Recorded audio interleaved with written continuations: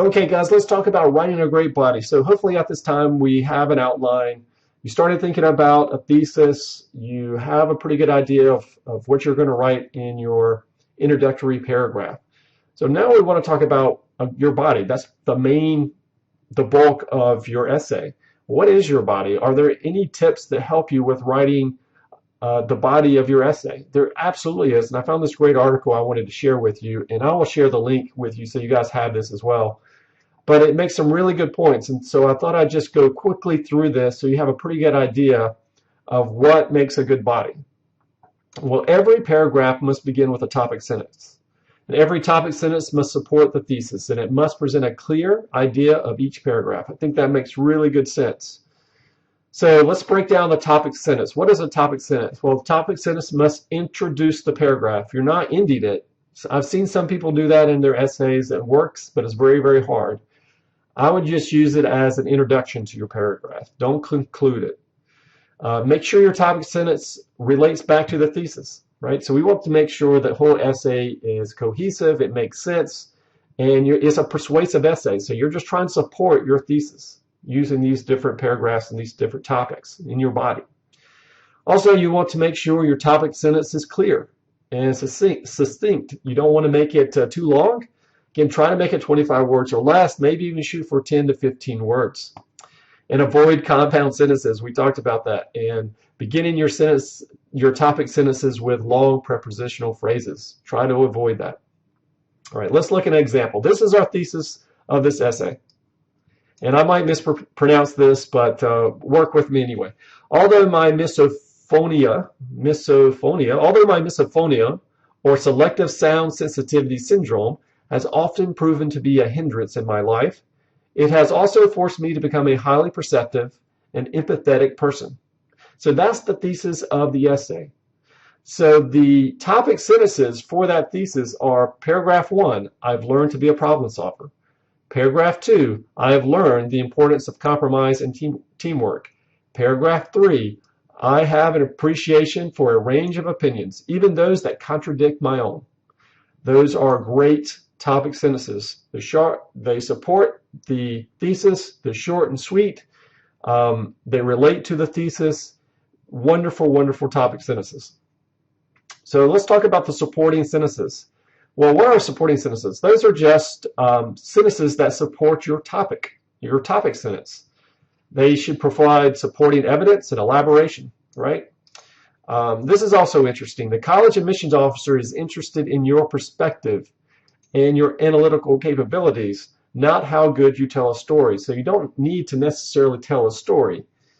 Keep your imagery and flowery language to a minimum. Again, we talked about this earlier. This is a persuasive essay. So be persuading, don't be flowery with your wording. And Dan talked about this as well. Introspection is very important. You have some introspection in your essay so you can tell the reader, hey, I've learned something from this. This is what I think about. So let's get some examples. Here is a great example of a supporting topic and some sentences behind it that supports the thesis. So we're going to use this same thesis that we used a minute ago. And this is, I have learned to be a problem solver. If you remember, this is our first paragraph for this thesis, right? So I have learned to be a problem solver. Because my misophonia forced me to behave in a way that would draw attention, I had to be creative in how I dealt with my problem. When I would meet people for lunches or for dinners, I would always choose a place that played music. If I saw in a classroom that a student nearby was constantly bringing food, I would pick a seat that was far enough away where it wouldn't affect me. I've learned to interpret such obstacles as puzzles that must be solved. This kind of thinking I know apply to other aspects of my life. Any problem, big or small, never hinders my determination to realize my goals.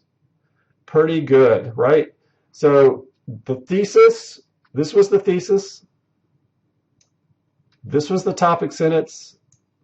I've learned to be a problem solver. And then he supports it, and then he has some introspection as well. So I think those are wonderful, wonderful examples. Here's another one. Here's topic sentence number 2. I have learned the importance of compromise and teamwork. When people in my life realize that I have misophonia, I am either confronted with a lack of understanding on their behalf or, more rarely, complete empathy. The empathy I have received has contributed to such positive relationships and mutual respects that I feel compelled to always accommodate and compromise for others. I recognize that even when working with different personalities, it is important to be flexible, open-minded. If everyone involved takes on this mentality, each person can positively contribute. Wonderful. So again, we have a topic sentence, we have supporting detail, and we have some introspection. And we could go on and on. So this is how you want to make each of your body sentences look like. And then, of course, we have the fitting. So after you've come up with your topic sentences, you have a rough idea of how you want to elaborate. You must decide in which order to put your paragraphs. So ideally, all of your supporting arguments will be equally excellent. Unfortunately, in most cases, some of the arguments will be stronger than others. So there are 2 popular methods of delivery. The Bing Bang Bong approach, I like this one. So the author presents his weakest argument first and saves his strongest argument for the end. And that's pretty good. There's also the sandwich approach, where the author starts with his strongest argument and concludes with his second strongest argument. And of course, in the middle, sandwiches the weaker arguments. And either of those work. I think I've read essays that use both, and they are both very effective. So I don't think there is one or the other that's better. I think they both work really, really well. So tips for structure. Each body paragraph should begin with a strong topic sentence, and it should be succinct, right? 10 to 15 words. The topic sentence must be followed by supporting evidence, 2 to 3 sentences at the most, and then most importantly, you must conclude each body with introspection, 2 to 3 sentences. Do's and don'ts. Do make sure each topic sentence relates back to your thesis. Do remember to support each claim and to keep your essay clear and organized. And do keep your sentences clear and succinct. Avoid starting with prepositional phrases. Don't include flowery language or imagery. Don't focus too much on the narrative and not introspection. And don't include more than 1 topic sentence in 1 paragraph. Each paragraph or every paragraph should have only 1 main idea. Well, again, I will share this article with you. I hope this gives you a pretty good idea of how you should write your body. Gives you a clear breakdown of what you should do, how to support your thesis, and how to formulate each paragraph.